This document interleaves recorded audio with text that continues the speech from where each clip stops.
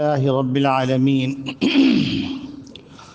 والصلاة والسلام على أشرف الأنبياء والمرسلين وخاتم النبيين محمد وعلى آله وصحبه ومن تبعهم بإحسان ودعا بدعوتهم إلى يوم الدين. أما بعد، فأعوذ بالله من الشيطان الرجيم.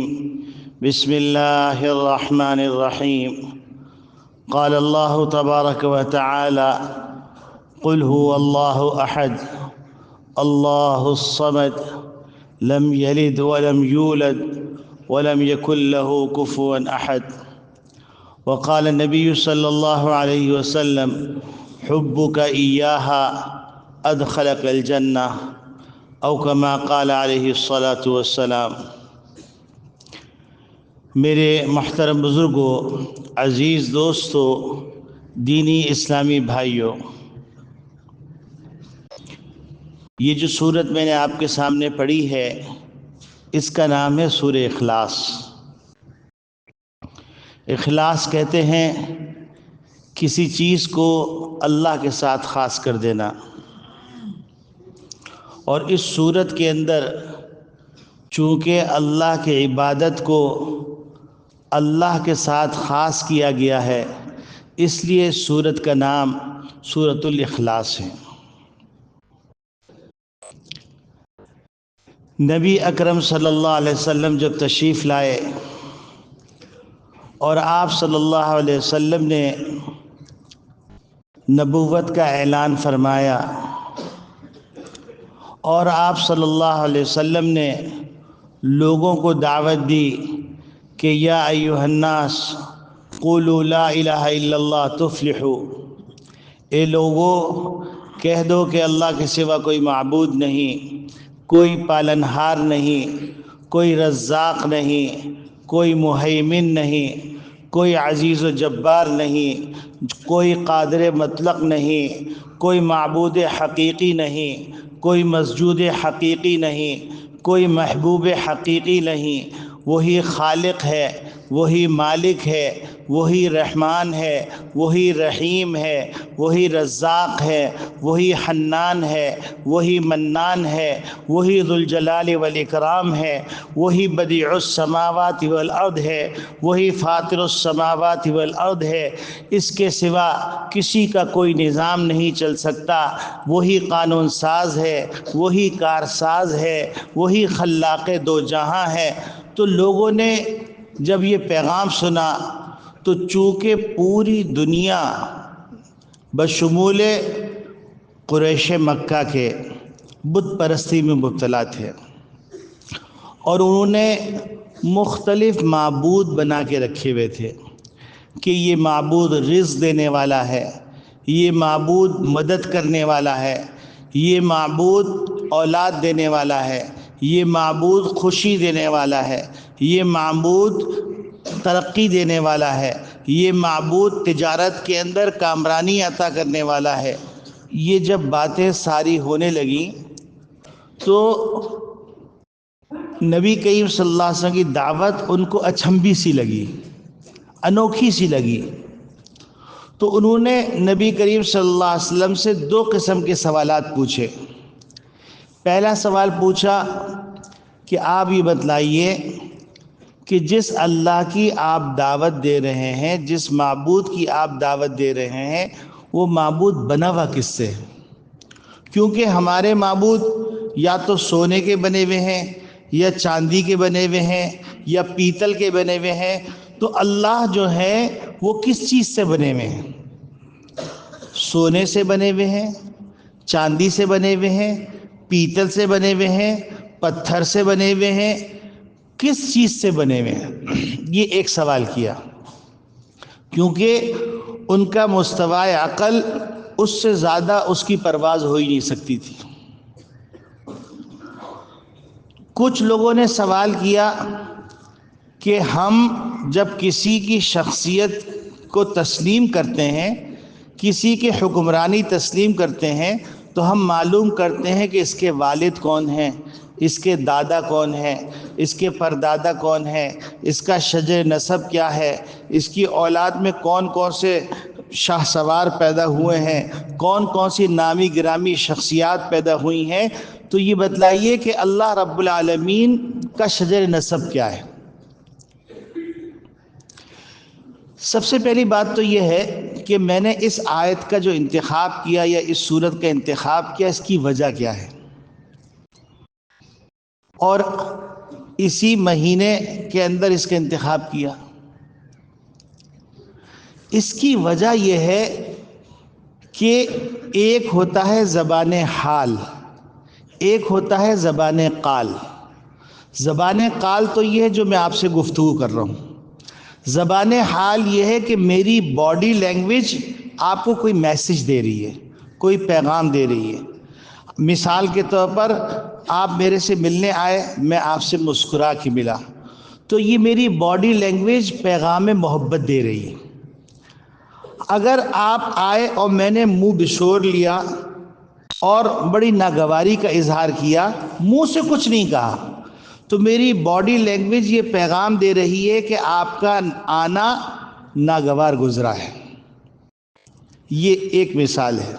اسی طریقے سے آپ اپنی روزمرہ کی زندگی میں دیکھیں گے، آج تو سائنس، نفسیات کی سائنس یہ ثابت کر رہی ہے کہ زبان قال سے زیادہ زبان حال مؤثر ہے۔ باڈی لینگویج، کسی سے ڈیل کرنے بیٹھتے ہیں تو ڈیل کرنے بیٹھتے وقت دیکھتے ہیں کہ یہ آدمی کا انداز گفتگو کیا ہے، اس کے بعد پارٹی ڈیسائیڈ کر لیتی ہے کہ اس سے میرا سودا بنے گا یا نہیں بنے گا۔ یہ ہے باڈی لینگویج۔ آج بدقسمتی سے مسلمان گھرانوں کے اندر باقاعدہ کرسمس ٹری لگایا گیا ہے اور باضابطہ طور پر ہیپی کرسمس کے پیغامات دیے گئے ہیں۔ یعنی ویسے تو شرک نہیں کر رہے، لیکن زبان حال سے ہم کہہ رہے ہیں کہ حضرت عیسیٰ اللہ کے بیٹے ہیں۔ کتنی خطرناک بات۔ یعنی اس وقت آپ سوشل میڈیا پہ جائیے تو آپ کو نظر آئے گا کہ مسلمان گھرانوں کے اندر باقاعدہ کرسمس منایا گیا ہے، اور کرسمس منانے میں وہ تمام رسومات کی ادائیگی کی گئی ہے جن رسومات کی ادائیگی وہ مذہبی طور پہ کرتے ہیں۔ تو آپ اس سے اندازہ لگا لیجئے کہ ہم زبان حال سے کس بات کا اعتراف کر رہے ہیں، ہم کس طرف جا رہے ہیں۔ اور یاد رکھیے کہ شیطان نے انسان کو بت پرستی کی دعوت جو دی تھی، اس کا آغاز اس طرح ہوا تھا کہ شیطان نے کہا کہ کیا تمہیں اپنے آبا و اجداد یاد نہیں آتے؟ تو ان لوگوں نے کہا کہ ہمیں اپنے آبا و اجداد یاد آتے ہیں۔ تو انہوں نے کہا کیسے عجیب بات ہے کہ تمہیں اپنے آبا و اجداد یاد آتے ہیں، تم نے ان کا کوئی مورتی اور کوئی اسٹرکچر بنا کے نہیں رکھا کہ صبح اٹھ کے کم سے کم ان کو پیار کر لیا کرو تاکہ محبت کا اظہار ہو جائے۔ لوگوں نے پہلے صرف اپنے آبا و اجداد کی یادگار کے طور پہ مورتی بنائی اور اس کو پیار کرنے لگے، جیسے ہم اپنے بڑوں کے ہاتھ پہ پیار کرتے ہیں یا پیشانی پہ پیار کرتے ہیں محبت کا اظہار کرنے کے لیے۔ پھر اس کے بعد جو دوسری جنریشن آئی، اس دوسری جنریشن نے شرک شروع کر دی، بت پرستی شروع کر دی اور سجدہ کرنے لگے۔ اس وقت مسلمان لبرل اپنے آپ کو کہتے کہتے اتنا دور چلا گیا ہے، اتنا دور چلا گیا ہے کہ اس کو پتہ نہیں کہ اس کا اسلام سے رشتہ ٹوٹے ہوئے کتنا زمانہ ہو گیا۔ بڑی خطرناک بات۔ جیسے مثال کے طور پر کوئی آدمی بندیا لگاتا ہے، قشقشا کہتے ہیں اس کو، قشتا بھی کہتے ہیں، تو بندیا لگاتا ہے، یہ ہندوانہ رسومات اور ہندوانہ کلچر اور ہندوانہ مذہب کا حصہ ہے۔ یہ اسی طریقے سے کوئی آدمی اپنے گلے میں زنار ڈالتا ہے تو یہ زنار ڈالنا چونکہ یہ ہندوانہ شعار کا حصہ ہے تو کہا جائے گا کہ اس کو فوراً اتار دو، کہیں اسلام کے دائرے سے نکل نہ جاؤ۔ اسی طریقے سے سیاسی مصلحتوں کی بنیاد پر، سماجی مصلحتوں کی بنیاد پر، دوستی یاری کی بنیاد پر ہم نے باضابطہ طور پر ہیپی کرسمس کے نام پر تقریبات کا انعقاد کرنے لگے اور کہنے لگے کہ اس میں کوئی حرج کی بات نہیں ہے، حالانکہ کرسمس منانے والے اس بات کا دعویٰ کرتے ہیں کہ حضرت عیسیٰ اللہ کے بیٹے ہیں۔ تو میں نے آج اس صورت کا انتخاب کیا اور میری دلی خواہش یہ ہے کہ ہر بچے کو، ہمارے مسلمان ہر گھر کے اندر ہر بچے کو سورہ اخلاص زبانی یاد ہونی چاہیے اور سورہ اخلاص کا ترجمہ زبانی یاد ہونا چاہیے اور سورہ اخلاص کے اوپر یقین غیر متزلزل ہونا چاہیے۔ تو اب یہاں پر دیکھیے کہ اللہ رب العالمین محمد ربی صلی اللہ علیہ وسلم کو خطاب کر کے فرما رہے ہیں، قل اے محمد صلی اللہ علیہ وسلم آپ کہہ دیجئے اللہ احد، اللہ یکتا ہے۔ میں ترجمہ یکتا سے کر رہا ہوں، ایک سے نہیں کر رہا ہوں۔ یہاں پر یہ بھی کہا جا سکتا تھا کہ اللہ واحد، اللہ ایک ہے، لیکن یہاں پر کہا گیا اللہ احد، اللہ یکتا ہے۔ اردو بعض جگہ پر تہی دامن کا شکار ہو جاتی ہے اور تنگ دستی کا شکار ہو جاتی ہے کہ اس کو وہ الفاظ ملتے نہیں جو اس کا ترجمہ کر سکیں۔ اردو کے اندر احد اور واحد کا ترجمہ ایک سے ہوتا ہے، لیکن عربی کے اندر اگر غور کیا جائے تو کوئی لفظ مترادف نہیں ہے، بلکہ ہر لفظ کے اندر کوئی نہ کوئی اسپیشل معنی چھپا ہوا ہے۔ اب یہاں پر واحد اور احد کا فرق اگر آپ دیکھیں گے تو آپ حیران رہ جائیں گے کہ اللہ رب العالمین نے کتنا لطیف اشارہ فرمایا۔ واحد کے بعد اثنین ہوتا ہے، ثلاثہ ہوتا ہے، اربعہ ہوتا ہے، خمسہ ہوتا ہے، لیکن احد سے پہلے بھی کچھ نہیں ہوتا، احد کے بعد بھی کچھ نہیں ہوتا۔ اسی طریقے سے آپ غور فرمائیے، ایک کرسی ہے، اس کرسی کے اندر لکڑی ہے، دستہ ہے، پائے ہیں، کشن ہے، کیلیں ہیں، پالش ہے، اور پوری اجزاء سے مل کر وہ کرسی ایک بنی تو اس کو واحد تو کہا جا سکتا لیکن احد نہیں کہا جا سکتا۔ تو اللہ رب العالمین احد ہے، واحد نہیں ہے، یعنی اللہ رب العالمین یکتا ہے، اللہ کا کوئی جزئی نہیں ہے۔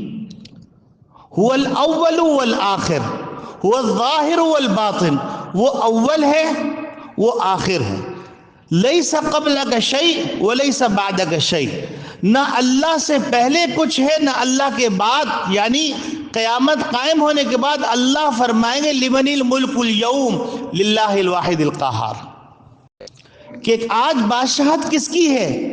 تو پھر اللہ خود فرمائیں گے للہ الواحد القہار، ایک اللہ کی ہے۔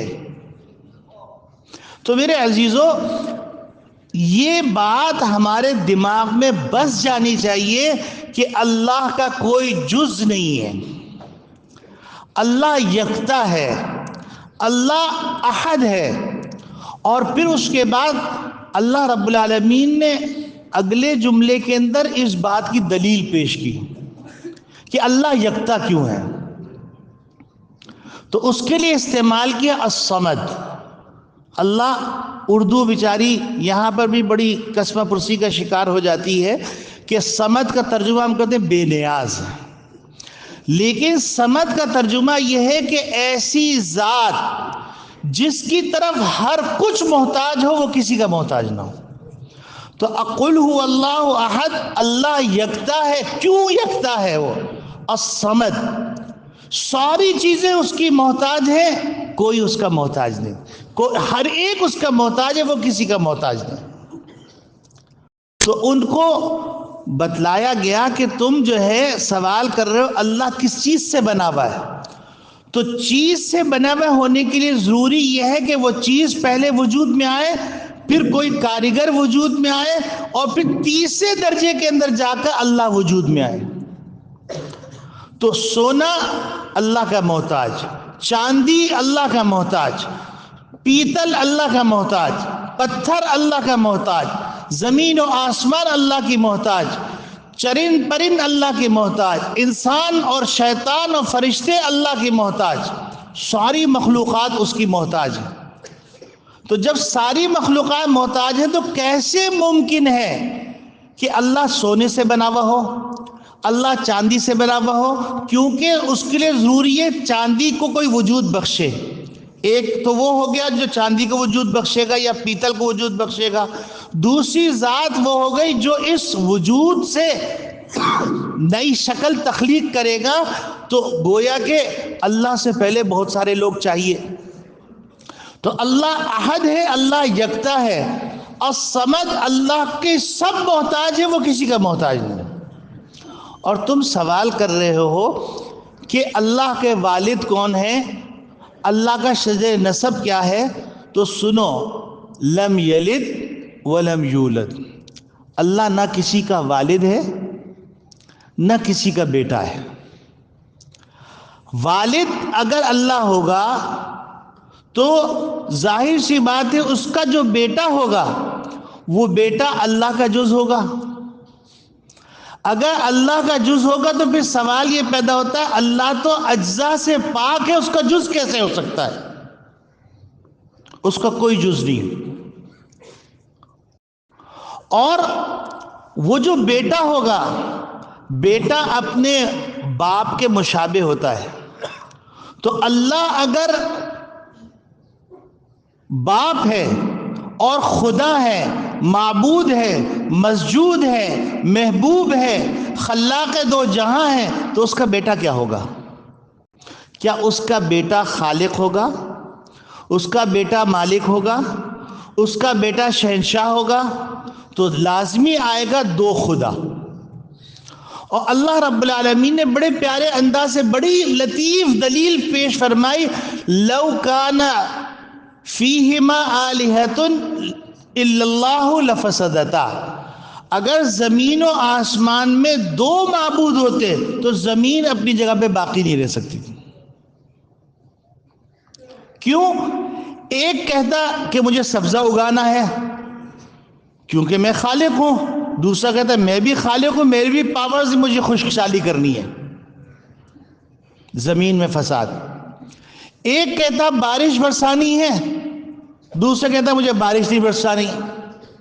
اللہ رب العالمین نے فطری دلائل دیے کہ تم اپنے اندر غور کرو اور آفاق کے اندر غور کرو، تمہیں اللہ کے وحدہ لا شریک ہونے کا یقین آ جائے گا.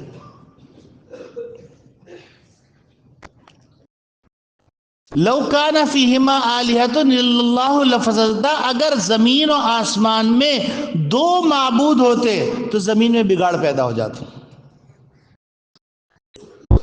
تو اللہ رب العالمین خالق ہیں، مالک ہیں، نہ کسی کے والد ہیں نہ کسی کے بیٹے ہیں.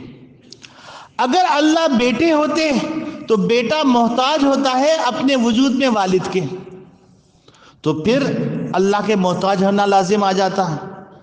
تو اللہ کا محتاج ہونا انتفاع ہے، تو اسی طرح اللہ کا مولود ہونا انتفاع ہے. جب اللہ کے محتاج ہونے کی نفی کی گئی تو اس کے اندر اللہ کے مولود ہونے کی بھی نفی کی گئی. تو اب آپ سوچئے کہ لاشعوری طور پر اس وقت مسلمان چونچوں کا مربع بن رہا ہے. عقائد و نظریات کے اندر ایک افسوسناک آپ کو خبر دے رہا ہوں. وہ افسوسناک خبر یہ ہے کہ تعلیم گاہیں مدارس کو چھوڑ کر تعلیم گاہیں قتل گاہیں بن رہی ہیں. باقاعدہ ایسے پروفیسر اپوائنٹ ہوئے ہیں بڑی بڑی درسگاہوں کے اندر. میں کسی درسگاہ کا نام نہیں لے رہا ہوں، لیکن میں اشارتاً عرض کر رہا ہوں تاکہ ذمہ دار تحقیق کریں کہ یہ ہو کیا رہا ہے. کہ باقاعدہ بچوں کے ذہن کے اندر موٹیویشنل اسپیکر کے نام پر لوگ وجود میں آ گئے ہیں، اور موٹیویشنل اسپیکر بات کرتے کرتے ایک ایسا شوشہ چھوڑ دیتے ہیں جس میں اللہ کے وجود پر شک پیدا ہو جاتا ہے، جس میں اللہ کی قدرت میں شک پیدا ہو جاتا ہے. اور انسان کا خاصہ یہ ہے کہ انسان جب سوتا ہے تو اس کا دماغ خاموشی سے کام کرتا رہتا ہے، اس کو کمپائل کرتا ہے، جو دن بھر کا ڈیٹا آتا ہے اس دن بھر کے ڈیٹے کو کمپائل کرتا ہے، کمپائل کر کے صبح جب اٹھتا ہے تو اس کے دماغ کے اندر وہ چیز شائن ہو کے سامنے آ جاتی۔ تو اس وقت دلائل کی بنیاد پر نہیں، چوائس کی بنیاد پر لوگ دہریے ہو رہے ہیں۔ آپ حیران ہو جائیں گے کہ ایسی باتیں باقاعدہ کھلم کھلا کی جا رہی ہیں کہ بھئی میں سچ بول رہا ہوں، میں اپنے ماں باپ کے حقوق ادا کر رہا ہوں، میں صلہ رحمی کر رہا ہوں، میں اچھا کاروبار کر رہا ہوں، تو مجھے مذہب کی کیا ضرورت ہے، میں ایک اچھا انسان ہوں۔ یعنی باقاعدہ مذہب کا اور خدا کا انکار کیا جا رہا ہے، اور اس کی سیڑھیاں جو گزرتی ہیں، اس کا راستہ جو گزرتا ہے وہ لبرلزم کے ذریعے سے گزرتا ہے۔ لبرلزم جب آتا ہے، جس کو الحاد کہتے ہیں، وہ الحاد آتا ہے کہ پہلے مذہبی رواداری، بڑا پیارا لفظ استعمال کرتے ہیں، ہم کہتے ہیں کہ مذہبی رواداری ضروری ہے لیکن مذہبی آوارگی ضروری نہیں ہے۔ ہم مذہبی آزادی کے قائل ہیں لیکن ہم مذہبی آوارگی کے قائل نہیں ہیں۔ آپ مجھے بتلائیے کہ اس حد تک ہم باولے ہو گئے، مجھے معاف کیجئے گا اس منبر پہ بیٹھ کے یہ لفظ استعمال کر رہا ہوں، لیکن افسوسناک بات یہ کہ اس الحاد نے کلچر کا نام لے لیا، اور کلچر کا نام لے کے انسان کو احمق بنا دیا۔ احمق کیسے بنا دیا؟ کہہ رہے ہیں کہ ہم روشن خیالی لے کے آ رہے ہیں۔ تو میرے دوستو، اگر آپ روشن خیالی لے کے آ رہے ہیں تو بت پرستی تو بہت پرانی ہے، آپ تو پرانے مردے گڑے مردوں کو اٹھا رہے ہیں۔ بت پرستی کو اگر آپ فروغ دے رہے ہیں تو آپ نے کون سا نیا کلچر متعارف کروایا؟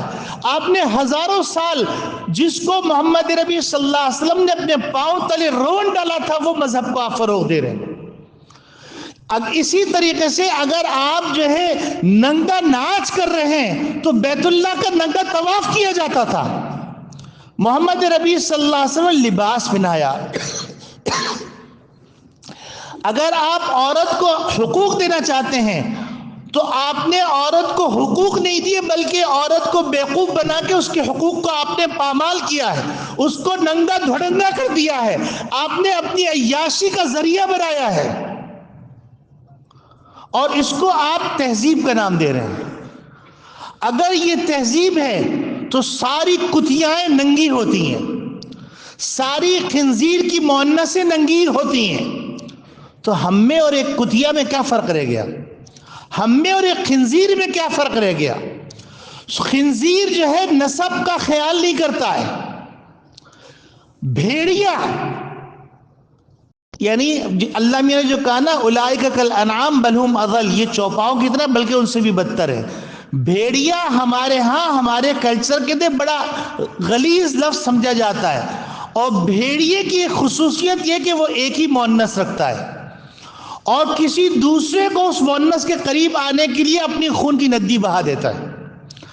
اور آج روشن خیال کے نام پر، روشن خیالی کے نام پر نہ نسب کا خیال ہے، نہ رشتوں کا خیال ہے۔ اس مجلس کے اندر، اس مبارک مجلس کے اندر جس میں 850 علماء اعتکاف بیٹھے ہوئے ہیں، یہ مدارس کی قدر آپ جانیے کہ صرف ایک جامعہ کے اندر اس وقت 850 طلباء دارالحدیث کے، آپ کے ملک کی خوشحالی، ہمارے ملک کی خوشحالی، ہمارے ملک میں امن و امان قائم ہو، ہمارے ملک میں دین کو فروغ ملے، اس کے لیے بچے اعتکاف میں ہیں۔ اور کتنے بچے ایسے انہوں نے 2 قرآن ختم کیے، کسی نے 3 قرآن ختم کیے ایک رات کے اندر۔ ان علماء کی قدر کیجئے اور اس پرانی تہذیب سے محبت کیجئے، یہی روشن تہذیب ہے۔ اور آپ تہذیب کے چکر کے اندر آپ عیسائی کمیونٹی کے اندر شامل مت ہو جائیے اللہ کے واسطے۔ یعنی ایک بڑے آدمی کو جو موٹیویشنل اسپیکر ہے، اس کو میں نے سنا، میں شزدر رہ گیا، وہ کہنے لگا جس طریقے سے میلاد النبی کی مسلمانوں کے نزدیک اہمیت ہے، اسی طریقے سے کرسمس کی اہمیت ہے، ہم اس کو اپریشیٹ کرتے ہیں۔ یہ جملہ انہیں استعمال کیا۔ آپ مجھے بتائیے، محمد عربی صلی اللہ علیہ وسلم کے والد حضرت عبداللہ ہیں اور والدہ حضرت آمنہ علیہ السلام ہیں، اور عیسائی کہتے ہیں کہ اللہ رب العالمین کے بیٹے حضرت عیسیٰ ہیں، کیسے مناسبت ہوگی؟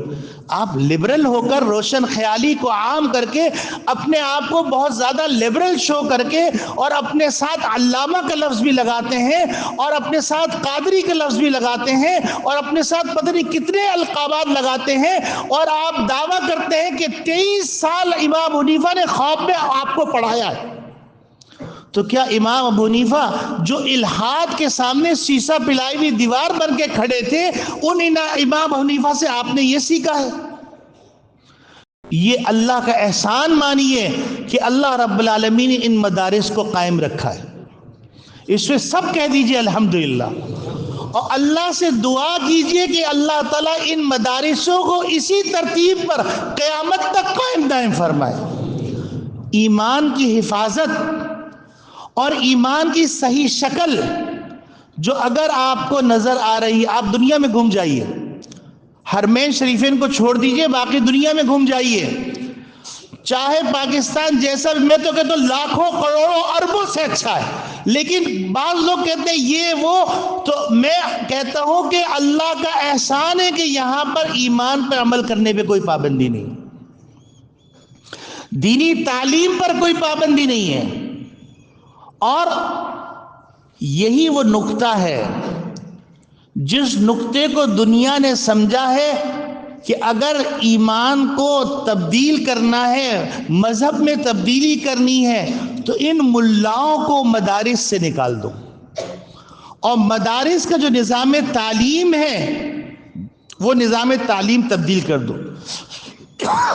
یاد رکھیے، جب سے علماء اکرام نے اپنے ذمے یہ ذمہ داری لی کہ ہم اسلام کی صحیح تصویر پیش کرتے رہیں گے، ہم اسلام کی ترجمانی کرتے رہیں گے، ہم اسلام کے علوم جو قیامت تک کے لیے ہیں اس علوم کو اسی شکل کے اندر آگے ڈیلیور کرتے رہیں گے، آگے نسلوں کو دیتے رہیں گے، نسل در نسل یہ علوم منتقل ہوتے رہیں گے، کیا انہوں نے کبھی اس میں کوتاہی کی؟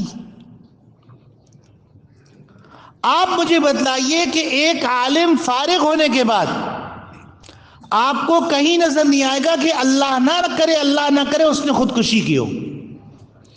بڑے بڑے سائنٹسٹ خودکشی کر رہے ہیں، بڑے بڑے ڈگریاں حاصل کرنے والے ڈگریاں لے کے پھر رہے ہیں، بعض مواقع پر آدمی کو عبرت ہوتی ہے، ڈبل اے میں پی ایچ ڈی کیے ہوئے حالات سے پریشان ہو کر کہتے ہیں کہ آپ مجھے پیون کی جاب دے دیجئے تاکہ میرا گھر چل جائے۔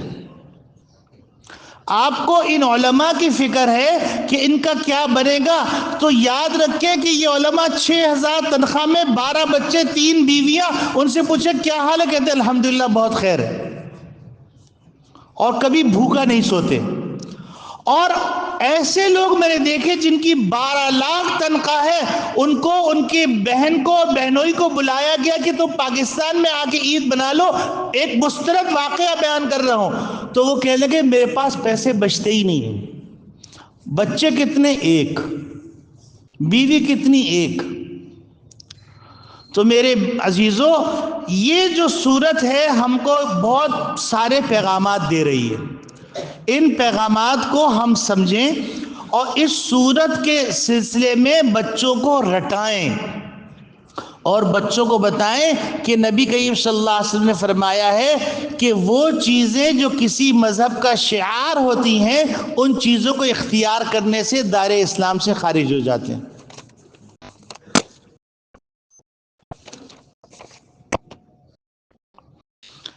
اچھا دیکھیے، جمشید کوارٹر تھانے سے ایک پیغام آیا ہے، وہ پیغام یہ آیا ہے، یہ پیغام بھی الحمدللہ مسلمان مدارس تو اس کا خیال رکھتے ہیں، لیکن جو مدارس کے مناسبت نہیں رکھتے وہ پریشان رہتے ہیں۔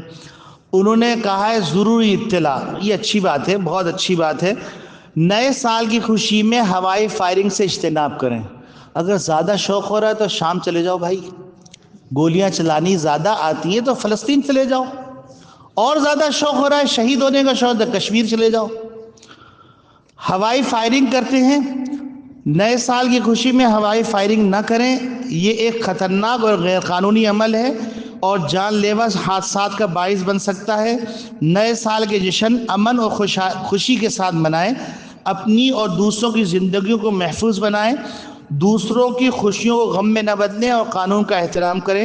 بطور ذمہ دار شہری، والدین اپنے بچوں اور نوجوانوں کو اس خونی اور جان لیوا کھیل سے روکیں۔ آپ کی بندوق سے نکلی ہوئی گولی کسی کی جان لے سکتی ہے۔ تمام اہل علاقہ کو آگاہ کیا جاتا ہے اگر کوئی شخص ہوائی فائرنگ کرتے ہوئے پایا گیا تو اس کے خلاف قتل اور اقدام قتل کی دفعات کے تحت مقدمہ درج کر دیا جائے گا۔ بہت اچھا، جزاک اللہ خیر بھائی انسپکٹر صاحب، اللہ آپ کو جزائے خیر دے۔ S S P district east police والوں کی طرف سے ہے، یہ ہونا چاہیے، بالکل ہونا چاہیے، ہم سب اس کی تائید کرتے ہیں اور الحمدللہ ہم لوگ اس سے محفوظ ہیں، اور جو لوگ یہ کرتے ہیں وہ غلط کرتے ہیں اور کرنا نہیں چاہیے۔ بس یہ چند باتیں عرض کرنی تھی، اور آخری آیت کا ترجمہ وَلَمْ يَكُنْ لَهُ كُفُوًا أَحَدٌ، اللہ کا ہم پلہ کوئی ہے ہی نہیں۔ جب اللہ کا ہم پلہ کوئی نہیں ہے تو پھر اللہ کی مانو۔ اور ہوائے فائرنگ جو ہے یہ تبذیر میں آتا ہے، یعنی گناہ کے راستے میں پیسہ ضائع کرنا۔ وآخر دعوانا ان الحمدللہ۔